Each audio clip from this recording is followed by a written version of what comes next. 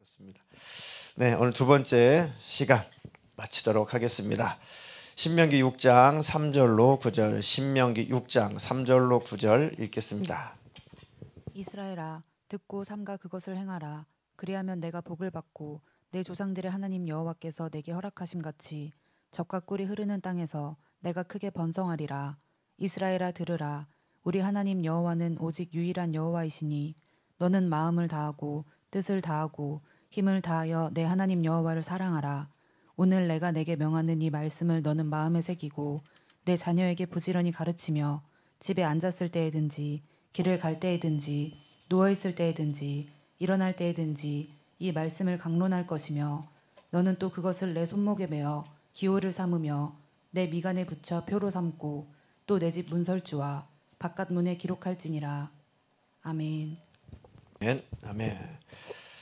네, 예수님은 어디에 계십니까? 우리의 마음, 또 마음의 중심에 계셔야 됩니다. 마음 변두리에도 아니고 마음 한켠에도 아니고 마음의 부분에도 아니고 예수님은 마음의 중심에 계셔야 되는 것입니다. 마음의 중심에 예수님을 모시고 있지 않는다면, 예수님 내 마음의 중심에 계시지 않는다면 예수님은 마음 밖에 있는 것입니다. 예수님이 내 마음에 밖에 있다는 것은 사실은 예수님을 모시지 않는 것이고 예수님을 또 믿고 따르지 않는 것이고 예수님을 주인 삼거나 예수님을 임금으로 삼기를 거절하는 것입니다. 곰곰이 생각해 보면 매일매일 하루하루 우리는 그런 심각한 그런 잘못을, 그런 심각한 하나님 앞에 그런 심각한 그런 죄를 범하고 산다는 것을 늘 저는 깨닫습니다. 또 오늘도 하나님을 어느 부분에 있어서 놓쳤구나. 그때 하나님을 바라보지 못했구나. 하나님 영원히 떠난다는 것이 아니라 이렇게 우리의 마음의 중심에 항상 하나님을 모시고 산다는 것이 이 육신을 가졌기 때문에 참 쉽지 않구나. 그러니까 정신을 늘 바짝 차려야겠구나. 그러니까 겸손히 우리 주님을 내 시선은 주님께 늘 고정되어 있어야겠다. 내 귀는 주님의 음성을 들으려고 항상 주님께 고정되어 있어야겠다. 그것이 우리의 마음, 우리 중심을 잘 지키는 것입니다. 몸이 쪼개지면 죽죠. 마음도 쪼개지면 죽은 마음입니다. 죽은 마음 속에는 절대 예수님을 모실 수가 없다. 도대체 우리의 마음을 결국 쪼개는 것, 우리의 마음을 결국 분리시키는 것, 우리의 마음을 죽은 마음으로 갈라놓는 것이 뭐냐? 마귀 역사라고 하지만 마귀 역사가 처음부터 대단한 것을 가지고 일하지 않죠. 대단한 것을 가지고 우리를 주님과 멀어지게 하려고 한다면 우리는 금방 알아차리고 금방 방을 할 겁니다. 엄청나게 저항할 겁니다. 이것 봐라 마귀 역사네. 이것 봐라 마귀가 나를 믿음에서 떠나게 하려고 하네. 이것 봐라 마귀가 나를 멸망의 길로 인도하려고 작정을 했구나. 티가 난다면 우리는 바로 저항을 하고 바로 우리는 대항을 할 겁니다. 근데 마귀는 그렇게 무식하지도 않고 마귀는 그렇게 꾀가 없는 존재가 아닙니다. 어찌 보면 우리보다도 훨씬 더 그 잔꾀가 아주 대단합니다. 그러니까 가장 우리의 약점, 단점, 취약점 이거를 빙빙빙 우리 삶 속에서 빙빙빙 돌면서 그 틈, 그것을 기가 막히게 찾아냅니다. 아가사의 포도원을 허는 뭘 잡으라고요? 작은 요 여우를 잡아라. 이제 포도원에 봄이 와서 이제 싹도 나고 꽃도 피고 그러면 이 여우가 먹을 것이 없으니까 그 포도원에 들어가서 심각한 꽃도 따먹고 뭐 가지 정도 끊으면 그렇게 심각한 피해는 아닌데 이 원수가 이제 막 물이 오를 때 이 포도나무 이 뿌리 쪽을 막 발로 헤쳐가지고 그 뿌리에서 올라오는 그 진액, 그 달짝지근한 그 진액을 쪽쪽쪽쪽 다 빨아먹어요. 그러니까 그 포도나무는 이제 완전히 고사되는 거죠. 완전히 죽어버리는 거죠. 그러니까 이 울타리, 포도원의 울타리가 어디가 취약한지를 계속 돕니다. 계속 돌다가 이 머리만 하나 딱 들어갈 수 있는 조그마한 구멍만 생기면 그냥 들어가죠. 고양이도 머리만 들어가면 고양이는 다 들어갑니다. 뚫고 들어가죠. 들어오면은 그 포도원은 다 망가지는 겁니다. 꽃만 따먹으면 그의 열매를 따지 않고 그냥 끝나면 되는데, 뿌리를 갉아먹으니 이거는 포도나무가 다 고사돼서 이 포도나무를 다시 심어야 되는 상황인 것이죠. 이 마귀도 그렇게 우리를 너무너무 잘 압니다. 우리 마음을 도적질해 갈 수 있는 것, 우리 마음에 바늘구멍을 내어서 그 속에 계속 보이지 않는 것처럼 보이죠. 보이지 않는 것처럼 생각돼도 그 틈에 계속 들어와서 우리 안에 집을 짓고 우리 마음을 어느새 다 도적질해 가고 텅 비어서 공허한 전전을 만드는 것입니다. 참, 이 원수를 어떻게 할까? 그럼 도대체 내 마음에 이 바늘구멍을 내는, 바로 이 바늘구멍이 나는 그 부분은 어떤 부분일까? 나는 무엇으로 내 마음에 바늘구멍이 나게 할까? 각자가 다 그런 취약점이 다 있을 것입니다. 그러니 하나님의 말씀으로 늘 그 밝은 빛으로 그 원수를 볼 수 있는 영안이 열려 있어야 됩니다. 그래서 말씀하는 것입니다.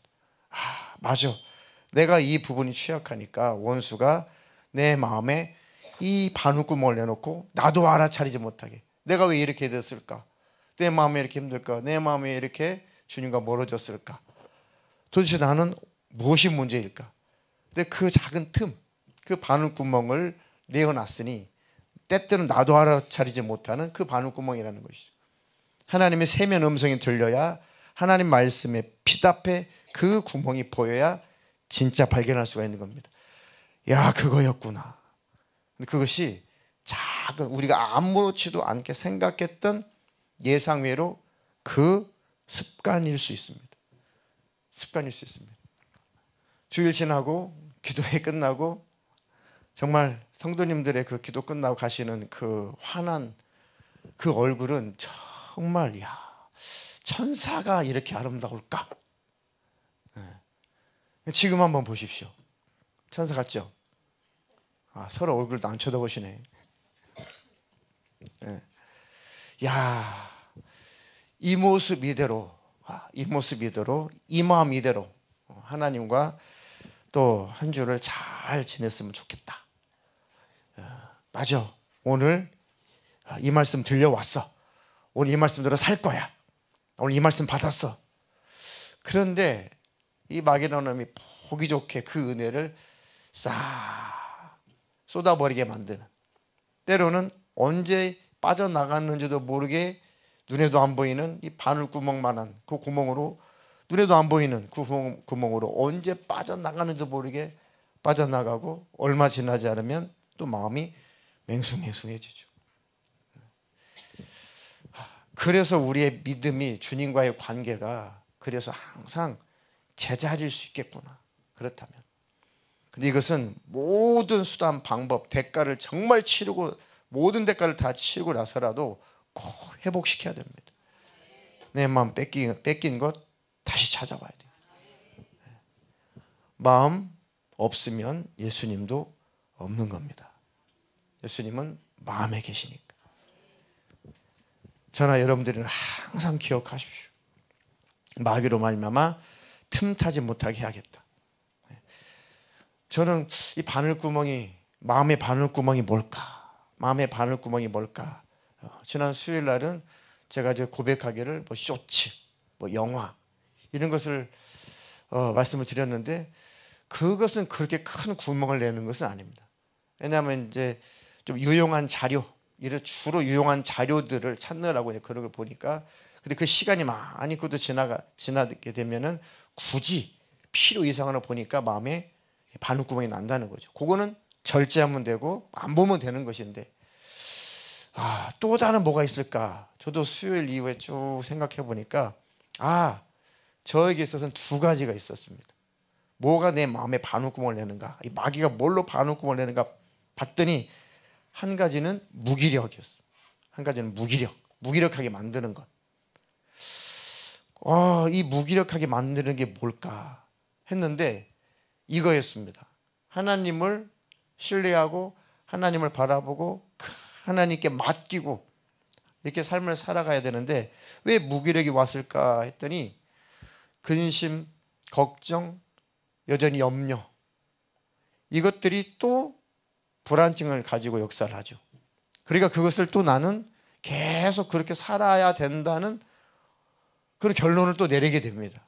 맞아, 주님 오실 때까지, 천국 갈 때까지는 늘 염려를 가지고 살아야겠지, 불안한 마음 가지고 살아가야겠지, 걱정하는 마음을 가지고 살아가야겠지. 이게 너무 불가항력적으로 보이니까, 어떻게 할 수 없다 생각하니까 무기력해지는 겁니다. 무기력해지는 겁니다. 요것도 하나님과 나 사이를 갈라놓는 이 원수가 주는 생각이구나. 그래서 제가 하나님께 기도하면서 결론 내리기를, 제 한 사람에게도 하는 말이, 예수님과 나와 친밀함이 무너질 만큼 걱정하지 말자. 예수님과 나와 친밀함이 깨질 만큼 염려하지 말고 걱정하지 말고 근심하지 말자. 제일 중요한 것은 예수님과 나와의 관계다. 목회 뭐 잘하든 못하든 나름 열심히 나름 목회를 다 하고, 이런 구멍들이 많이 뚫려 있어서 예수님의 은혜, 사랑, 친밀함 다 그 구멍으로 빠져나가 버리고, 목회 다 마치고 나서 예수님 앞에 섰을 때 예수님과 나의 관계가 허무하다면, 예수님과 나의 관계가 그리 친밀하지 않다면, 이게 뭐냐 도대체. 이건 실패 아니냐. 이것은 신앙생활의 실패 아니냐. 목회는 둘째 치고 이거 실패 아니냐. 무슨 말씀을 드리려고 하냐면은, 마음을 잘 지키자 그 얘기입니다. 예수님과 나와의 관계를 최고의 생명을 여기라는 겁니다. 목회자도 주님과의 관계에 희미하면 아무것도 아니에요. 아무것도 아닙니다. 저는 갈수록 더 정말 예수님과 나와의 관계가 생명 중에 생명이다. 최고로 중요한 것이다. 그러니 능력도 구하고 하나님께 지혜도 구하고 하나님의 마음을 부어달라고 늘 구하겠지만, 그러나 한계를 넘어서는 것들, 그 근심, 걱정, 염려가 오히려 불신이 되고 오히려 그것이 무기력이 되어서 주님과의 그 친밀함을, 이 불안증, 염려증, 염려, 근심이 주님과 관계를 희미하게 해버린다면 이것 또한 속는 것이다. 그러니 주님과 나와의 관계, 기쁨, 감사, 희락, 주님을 향한 그 찬미의 소리, 이것들이 끊어지지 않도록 마음을 잘 지키자.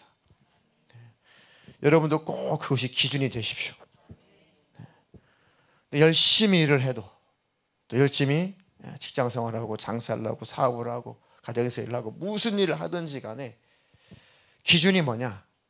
나와 주님과의 관계, 이 친밀한 관계가 깨지지 않는 그 선에서 내가 열심히 일을 해야겠다. 돈을 벌어도, 무엇을 하든, 공부를 하든 뭘 하든, 꼭 더 중요한 것은, 그것도 중요하지만 더 중요한 것은 나와 주님과의 관계다. 제 마음의 구멍을, 바늘구멍을 내는, 여전히 바늘구멍을 내고 있는 것들도 뭘까 했더니, 가끔씩 이 원수가 굳이 생각하고 싶지 않은 과거의 일들, 그 과거의 상처, 이런 것들을 생각나게 막 만들어요. 막 생각나게 만듭니다. 그럼 또 분노가 치밀어 오르죠. 분노가 치밀어요. 정말 그때 막 이러면서, 그때 다 소멸되고 사라진 줄 알았는데, 생각과 마음을 지키지 못하면 어느새 또 그것이 들어와 있습니다. 그 안에서 분노가 일어납니다. 막 이러면서 막 이러면서 속았어 막 이러면서 딱 무기력해집니다. 또 그것이 또 무기력이 원인이 되죠. 그러면서도 또 얼른 정신을 차립니다. 이 원수가 물론 뭐 1, 20년이 아니었으니까 그럴 수 있겠죠. 그런데 그것을 용인하고 나면은 계속 원수가 그럴 수밖에 없어. 그래 다 무기력하게 만들죠. 목회적인 차원에서 저를 무기력하게 만드는 이 마귀가 틈타는 이 작은 바늘구멍이 바로 그런 거였습니다. 여러분들은 뭔가요? 여러분들의 마음에 바늘구멍을 내는 이 원수는 뭡니까? 없습니까? 있어요? 그래서 하나님의 말씀만 잘 들려와도 우리 마음을 잘 지킬 수가 있습니다. 하나님 말씀만 잘 들려와도 우리 중심 속에 하나님을 잘 모실 수가 있습니다. 말씀은 하나님으로부터 오는 것이니까 그 말씀 곧 하나님이시란 말이죠. 내 마음속에 말씀이 딱 나를 주장하고 있으면 곧 하나님을 모시는 겁니다. 말씀은 하나님의 생각, 하나님의 마음이 말씀 안에 있잖아요. 말씀은 곧 하나님의 마음입니다. 하나님의 생각이죠. 하나님의 말씀을 내가 딱 모시고 묵상하고 산다는 것은 하나님을 모시고 사는 거예요. 성령과 함께 사는 것입니다. 그것이. 네. 어제 어느 권사님 댁에 신방 갔는데 얼마나 제가 은혜를 받고 제가 얼마나 위로를 받고 제가 얼마나 하나님으로부터 신방을 받았는지, 셀장님, 권사님들 이런 분들과 이렇게 대화를 나누면서 야, 하나님께서 나를 오늘 신방해 주시는구나. 하나님께서 나에게 그 응원해 주시는구나. 너무너무 감사해가지고 잘 안 쓰던 일기를 어제는 또 이제 동행 일기를 막 쓰면서 제목 하나님의 위로 막 이러면서 열심히 썼습니다. 말씀, 그 말씀이 사람의 말이 아니라 선포되는 설교가 사람의 소리가 아니라 하나님의 소리로 듣자, 하나님의 말씀으로 듣자라고 딱 다른 건 다 생각하지 말고 목사님 넥타이가 뭐 어떻게 삐뚤어졌든 돌발했든 바뀌었든 뭐 이상한 거 없었던 양복이 생겼네, 뭐 오늘 헤어스타일이 왜 저러냐, 왜 이렇게 얼굴이 까맣냐, 뭐 다 치우고 그냥 하나님께서 오늘 내게 말씀하신다, 목사님 통해서 오늘 내게 말씀하신다 하니까 말씀이 나에게 하시는 말씀으로 쏙쏙 들리신대요. 그래서 막 말씀을 많이 담으셨는데 이렇게 말씀 많이 담았는데 며칠 지나고 나면은 이 말씀이 다 어디로 사라졌지? 그래서 이 권사님 깨를 내셨답니다. 그냥 그날 설교 중에 나한테 확 새겨진 거 딱 한마디라도, 딱 한 말씀이라도 요것만 계속 기억하자. 많은 말씀이 있었는데 딱 한 말씀 딱 잡자. 요거 가지고 계속 오늘도 기억하고 내일도 기억하고 그것 때문에 기도하고 그 말씀 한 말씀, 이것이 평생 모아지면 어떤 말씀이 되겠는가? 내가 얼마나 많은 말씀이 나를 지배하겠는가? 그렇구나. 그러면서 저도 배웠습니다. 맞아. 하나님께서 나를 통해서 선포하신 말씀이니까 나도 그 말씀 중에 꼭 한 말씀이라도 꼭 마음에 새겨서 계속 묵상해야겠다. 내가 이번엔 이 말씀대로 살아야지. 이 말씀을 삶으로 살아내야지. 말씀은 삶으로 살아낼 때 내 거잖아요. 그게 믿음이죠. 그래, 오늘 내가 이 말씀을 받았으니까 이 말씀을 한번 살아내 봐야겠다. 우리 말씀 많이 알고 읽고 듣고 예배하는 것을 우리 믿음이라고 착각하기 쉽지만 정말 믿음은 말씀을 살아낸 것만 믿음입니다. 말씀을 살아낸 것만 신앙이죠. 그러니까 하나님 한 말씀이라도 삶으로 살아내는 자가 되게 해주십시오. 그렇다면 마음속에 있는 그런 분노, 상처, 섭섭함, 또 애매하게 또 참아야 될 일들, 이런 것들을 늘 이겨야 되니까 예수 믿는 것이 때때로는 서러울 수도 있습니다. 예수 믿는 것이 때때로 서러울 수가 있습니다. 서러울 수 있습니다. 어떤 집사님이 오늘 전화를 통해서 막 울면서 막 말씀을 하셨습니다. 쭉 베란다에서 쭉 내용을 듣다가 근데요 목사님 왜 이렇게 서럽죠? 왜 이렇게 서럽죠? 근데 그 마음이 딱 이렇게 느껴지는 겁니다. 왜 이렇게 서럽죠? 근데 거기다 대고 집사님은 이래서 저래서 이런 원인으로 그렇게 설교 스타일에 말을 하고 싶지 않더라고요. 어쨌든 그 마음이 느껴지니까 왜 이렇게 서럽죠? 하면서 막 우시는 거예요. 왜 이렇게 서럽죠? 왜 이렇게 서럽죠? 그러니까 저도 울컥하면서 집사님 맞아요. 서럽겠네요. 그랬더니 더 우셔. 이해를 해드리니까. 그러니까 이렇게 돼서 이런 일이 발생하죠. 그럼 대화가 되겠습니까? 그 입장을 생각해 보니까 참 서럽겠더라고요. 다른 사람에게는 아무 일도 아닐 수 있지만 그분에게는 참 서러운 일이니까. 나에게는 왜 되는 일이 없고, 나에게는 왜 항상 이런 삶을 살아야 되고, 나는 왜 이럴까요? 내가 잘못한 건 알겠는데 왜 그럴까요? 정말 나름 열심히 노력하는데 왜 그럴까요? 정말 목사님 인생이 서럽네요. 집사님 맞아, 서러워. 서럽겠네.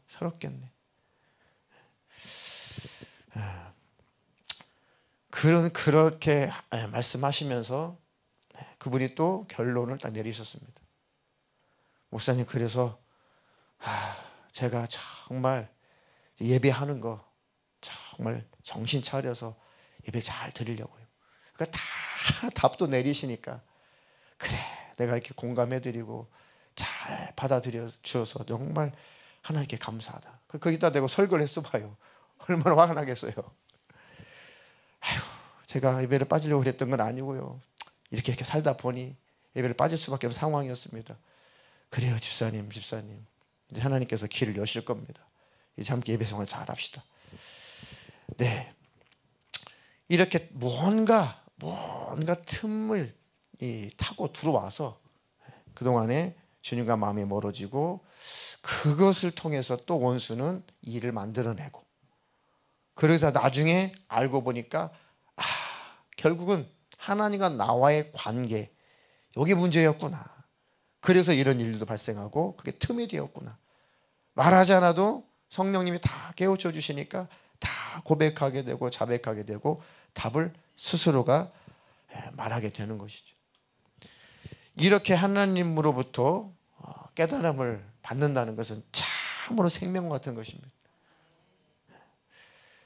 때때로 힘들고 어려운 일들이 우리를 하나님 앞에, 그 고난의 일들이 하나님 앞에 더 가까이 가게 하죠. 그러니까 모든 것은 하나님의 사랑의 방편이다. 인정이 되십니까? 우리의 삶의 고난마저도 우리를 향하신 하나님의 사랑의 방편이다. 그렇게 하나님을 신뢰하게 됩니다. 그렇게 하나님을 신뢰하는 믿음이 저나 여러분들 안에 넘치기를 축복합니다. 그래서 순종, 하나님의 말씀에 대한 순종이 가장 지혜로운 것이다. 하나님에 대한 온전한 순종이 뭘까? 온전한 순종이 뭘까? 하나님 앞에서 최고로 온전한 순종의 모습은 어떤 모습일까요?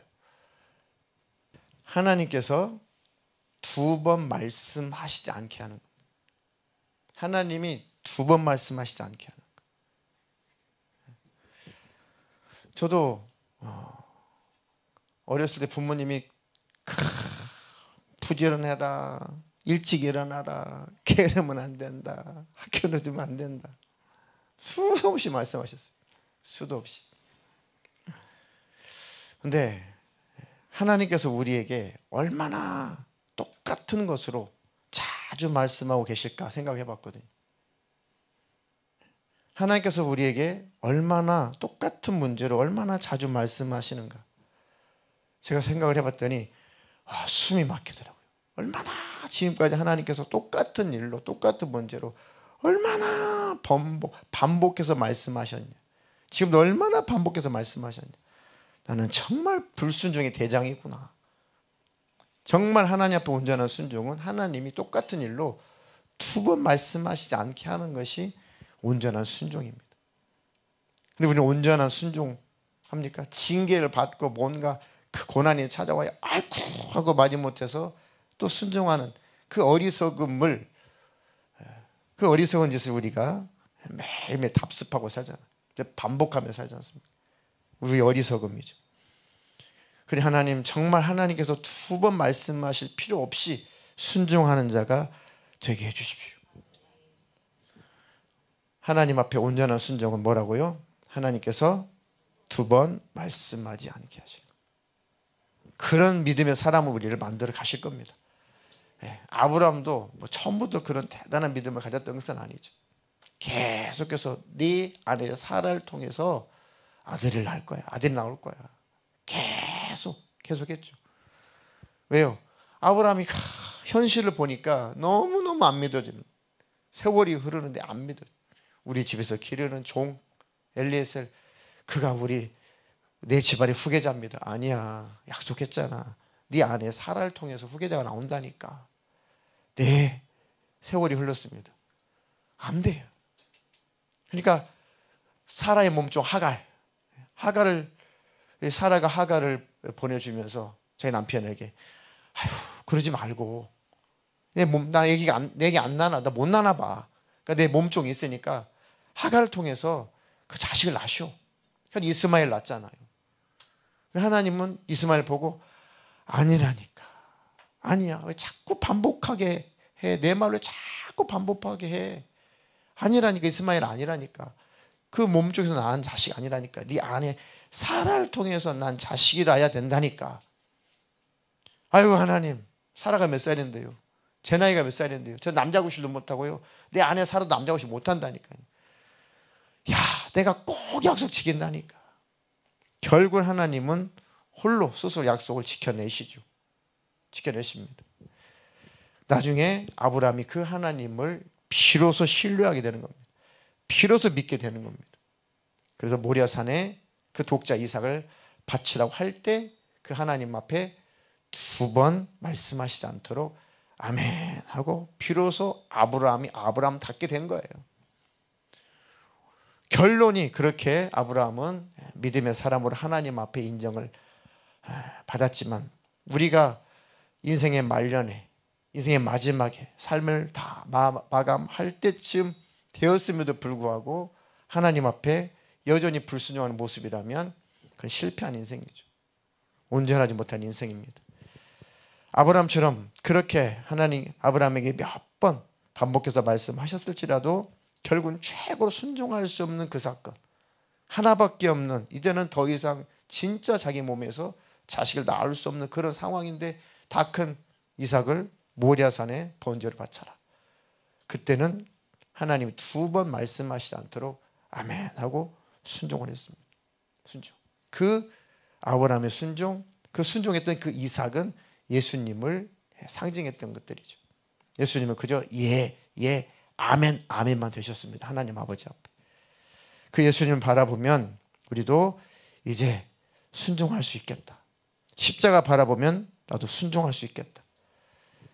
이해가 되십니까? 하나님 앞에 온전한 순종은 하나님이 2번 말씀하지 않게 하는 것이다. 그렇게 따지면, 야, 나는 기도 불순종하면서 사는구나. 야, 근데 참 하나님은 대단히 인내하시는 분이시고, 하나님 인내는 대단하다. 또 하시고 또 하시고 또 하시고 또 하시고, 하는 듯 하고 또 안 하면 또 말씀하시고. 야, 정말 하나님은 사람이 아니셔서 그런지 정말 하나님은 대단하시다. 그렇다고 하나님이 인격이 없는 것도 아니고 하나님이 감정이 없는 것도 아닙니다. 하나님이 참으시는 것이고 하나님은 인내하시는 겁니다. 근데 문제는 뭐냐? 하나님의 은혜와 하나님의 인내와 하나님의 자비가 영원한 것은 아니고, 예수님이 다시 오시는 그 날까지만, 그 순간까지만 자비가 있고 은혜가 있습니다. 그 이후에는 심판입니다. 그 이후에는 공의의 하나님으로만 계실 겁니다. 그러니까 지금 은혜 받을 수 있을 때, 지금 돌이킬 수 있을 때, 회개할 수 있을 때, 지금 구원받을 수 있을 때, 바로 지금 돌이키는 것이 복인 것이죠. 지금 순종하며 사는 것이 최고로 복입니다. 내 안에 모신 예수님, 그 예수님을 마음 중심에서 몰아내는 그게 뭘까? 내가 몰아내버리는 그것이 뭘까? 몰아내게 만드는 그 요소가 뭘까? 꼭 기억하십시오. 반드시 이 시간 성령께서 여러분들에게 각자에게 다 가르쳐 주셨을 것입니다. 너는 그것이다. 너는 이것이다. 너는 그거다. 너 그거 버려야 된다. 너 그거 이겨야 된다. 다 말씀하고 계세요. 지금 우리 신앙 양심 속에 다 말씀하고 계십니다. 근데 하나님이 계속 반복해서 말씀하게 하시는 거죠. 우리가 지금 얼마나 더 내가 너에게 말해야, 얼마나 내가 더 너에게 더 말해야 네가 받아주겠니? 얼마나 반복해서 너에게 말해야 네가 나의 큰 마음을 받아주겠니? 우리의 마음이 어디를 향하고 있는가? 여러분의 사랑은 어디를 향하고 있는가 보십시오. 내 사랑은 어디를 향하고 있는가? 내 사랑이 하나님을 향하고 있는가? 아니면 내 사랑이 다른 곳을 향하고 있는가? 내 사랑이 다른 곳을 향하고 있다면 하나님의 그 음성이, 그 진심이 들려오지 않죠. 들려오지 않습니다. 주일날 황희하고 노래를 하나 부르기로 했거든요. 돌아온 주일날. 근데 그 노래 중간에 시가 하나 들어가야 돼요. 근데 원래 그 곡에 있었던 그 시를 이렇게 들어보니까 이렇게 잘 어색해요. 우리가 추구하는 것과 많이 어색해. 그래가지고 참 이 시라는 게 순간 탁 떠올라오면 얼마나 좋겠습니까? 진작부터 부탁을 받았는데 이게 안 오면 이게 잘 안 쓰여집니다. 근데 어제 저녁에 기도하는 자리에 와서 성도님과 같이 밤에 기도하고 목양실로 들어갔는데 이제 그 느낌이 와요. 하나님 어떻게 할까요? 어떤 내용을 쓸까요? 쭉 있는데 뭔가 이렇게 마음속에 뭉클뭉클 다가오는 것이 있습니다. 뭉클뭉클 다가오는 것이 있습니다. 우리 부모님이 그랬었겠구나. 우리 부모님이 그랬었겠구나. 그것이 갑자기 확 밀려오는데 이게 제가 막 주체가 안 되더라고요. 주체가 안 돼. 그러니까 비로소 그 진실한 부모님 마음이 가슴속에 탁 부딪혀오니까 하염없이 눈물이 나면서 비록 졸작이지만 시가 써지는 것을 제가 경험을 했습니다. 그래서 혼자서 얼마나 처량하게 밤늦게까지 혼자 울고 있었는지, 후회도 소용없고 울어도 소용없고, 가신 분은 가셔버렸으니 아무리 가슴을 치고 울어도 소용없고 후회도 소용없고, 정말 이럴 줄은 몰랐는데 그러면서 이렇게 소위 탈고를 하고 이렇게 보내줬습니다. 그와 같이 정말 하나님의 그 진심, 하나님의 그 마음이 우리에게 통해야 됩니다. 그래야만 우리는 진짜 온전한 순종을 할 수 있습니다. 근데 우리의 마음이 어디를 향하고 있는가?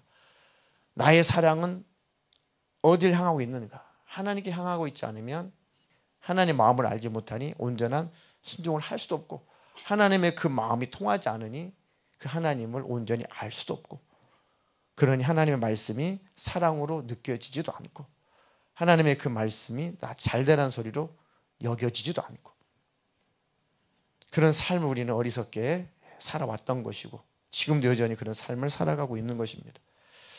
되도록이면 이런 삶을 많이 없애야겠다. 종결시키면 더 좋겠다. 이해가 되십니까? 말씀대로 사는 것은 최고의 생명의 길입니다. 말씀대로 사는 것은 가장 안전한 길입니다. 잠언서 6장 20절로 23절 읽겠습니다.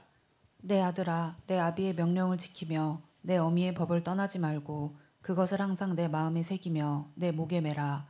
그것이 내가 다닐 때에 너를 인도하며 내가 잘 때에 너를 보호하며 내가 깰 때에 너와 더불어 말하리니, 대저 명령은 등불이요 법은 빛이요 훈계의 책망은 곧 생명의 길이라. 아멘. 내 아들아, 내 아비의 명령을 지키며 내 어미의 법을 떠나지 말고 그것을 항상 내 마음에 새기며 내 목에 매라. 그것이 네가 다닐 때에 너를 인도하며 네가 잘 때에 너를 보호하며 네가 깰 때에 너와 더불어 말하리니, 대저 명령은 등불이요 법은 빛이요 훈계의 책망은 곧 생명의 길이라. 훈계의 책망은 생명의 길이래요. 반복해서 하나님 말씀하셔도 우리가 듣지 않으면 책망하신다는 거죠. 그 책망의 소리를 듣고 순종하면 생명의 길로 옮겨지는 것입니다. 그래도 불순종하게 되면 징계라는 것이 오죠. 그럼 우리는 또 대가를 치르고 순종하며 생명의 길로 갑니다. 그런데 그 징계가 와도 깨닫지 못하고 우리가 고집을 부리고 불순종하게 되면 멸망의 길로 가는 것입니다. 멸망의 길. 그것은 우리가 선택하는 것이죠. 그러니까 제일 지혜로운 것은 하나님의 말씀이 들려올 때 순종하는 것이고, 하나님은 두 번 말씀하시지 않게 하는 것이 복이구나. 하나님, 내가 이렇게 순종할 수 있는 믿음을 갖게 해주십시오. 나에게 이런 복을 부어 주시옵소서. 네. 자, 요한복음 5장 39절로 40절 읽겠습니다. 너희가 성경에서 영생을 얻는 줄 생각하고 성경을 연구하거니와 이 성경이 곧 내게 대하여 증언하는 것이니라. 그러나 너희가 영생을 얻기 위하여 내게 오기를 원하지 아니하는도다. 성경에서 영생을 얻는 줄 생각하고 성경을 연구하거니와 성경이 곧 내게 대하여 증언하는 것이다. 그러나 너희가 영생을 얻기 위하여 내게 오기를 원하지 아니하는도다. 그때 당시 열심히 성경을 연구합니다. 그 구약 성경의 주제는 한마디로 예수 메시아거든요. 그 예언대로, 구약 성경 예언대로 내가 왔다, 내가 본체가 와버렸다, 성경에 그 예언되었던 그가 바로 네 앞에 서 있다, 영생 주려고 서 있다. 그런데 실상 왔더니 안 받아들이는 겁니다. 실상 왔더니 거절해버리는 겁니다. 너희가 영생을 얻지 못하는 것은 내게 오지 않아서 그래. 내가 너희에게 가지 않아서가 아니라 너희가 내게 오지 않아서 망하는 거예요. 하나님 모든 사람들을, 이 지구촌의 모든 사람들을 다 부르고 계시죠. 그런데 하나님께로 오는 것을 거절하는 것입니다. 선택이죠. 멸망도 선택이고 영생도 선택입니다. 우리는 늘 탁월한 선택을 했으니까 다른 선택을 하지 마십시오. 예수를 믿기로 선택했으니까 떠나겠다는 선택은 하지 마십시오. 영원히 예수님 안에 거하시고 영생과 이 땅에서도 평안과 복을 누리시기를 축복합니다. 네. 자, 마지막 요한일서 2장 28절 한 절 더 읽겠습니다. 자녀들아, 이제 그의 안에 거하라. 이는 주께서 나타내신 바 되면 그가 강림하실 때에 우리로 담대함을 얻어 그 앞에서 부끄럽지 않게 하려 함이라. 네, 자녀들아, 이제 그 안에 거하라. 이는 주께서 나타내신 바 되면 그가 강림하실 때에 우리로 담대함을 얻어 그 앞에서 부끄럽지 않게 하려 함이라. 늘 예수님과 함께 하는데 예수님 오셨을 때 두려울 게 있냐 이거죠. 내 중심에 예수님 모시고 사는데 예수님 공중에 재림하실 때 그 예수님 두렵겠냐고요. 그 예수님 앞에 부끄럽겠냐고요. 내 중심에 항상 하루하루 내 중심에 예수님 모시고 사는 자가 예수님 오실 때 두렵겠냐고요. 절대 두렵지 않습니다. 담대하다는 것이죠. 주님 내 안에 계셨는데 그 주님 공중에 나 데리러 오셨네 하고 담력을 얻어서 그 주님께로 순간 끌려 올라가는 것입니다. 그러니까 주님 안에 거하라. 지금은 주님 오시기 전이니까 회개할 수도 있고 돌이킬 수도 있고 멀리 갔다가 다시 되돌아올 수도 있고, 하지만 멀리 갔다가 주님 재림하시는 순간 마음의 중심에서 예수님을 버렸다면, 마음의 중심에서 예수님을 몰아냈다면 그 순간 주님 오시면 그는 못 가는 거예요. 그는 못 가는 겁니다. 항상 중심에 예수님이 계셔야 주님 오실 때 그 주님 만나는 겁니다. 그를 신부라고 하는 겁니다. 그를 신부, 성결한 신부, 정결한 신부는 신랑을 중심에 모시고 있는 신부, 그 처녀, 그를 정결한 신부라고 하는 것입니다. 쉬운 내용이지만 깊이 들으십시오. 쉬운 내용이지만 이 말씀을 깊이 새기십시오. 주님 안에 거하십시오. 다시 한번 말씀드리고 또 다시 한번 부탁을 드리는데, 하루하루 항상 예수님 안에 거하십시오. 예수님을 마음의 중심에 모시고 사십시오. 한켠에 모시지 말고, 변두리에 두시지 말고, 어느 한쪽에 모시지 말고, 그러면서 예수님 모시고 살았다고 착각하지 말고 예수님을 중심에 오십시오. 예수님을 삶의 주인으로 모십시오. 그것이 예수님을 믿는 것입니다. 예수님을 마음 한쪽에 몰아놓고 예수님을 주인이십니다, 왕이십니다, 그것은 거짓말입니다. 그렇게 할 수 없습니다. 그것은 하나님 앞에 스스로가 속고 있는 것입니다. 꼭 기억하십시오. 하나님은 우리 죽을 때까지 우리 중심만 보신다는 거. 그거 그렇게 중심 하나님 앞에 드리는 것, 그렇게도 마귀는 그렇게도 싫어하는 것이고 그렇게도 방해를 많이 하는 것입니다. 그것을 영적인 싸움이라고 해요. 그리고 최고 영적인 싸움은 마음 지키는 것. 다시 말하면 최고의 싸움은 나와의 싸움입니다. 환경과의 싸움인 것 같죠. 사람과의 싸움인 것 같죠. 사실 최고로 큰 싸움은 나와의 싸움인 겁니다. 나와의 싸움. 나만 죽어지면 믿음은 지킬 수 있습니다. 아멘이십니까? 이 밤에 그것을 위해서 뜨겁게 기도하는 저와 여러분 되기를 축복합니다.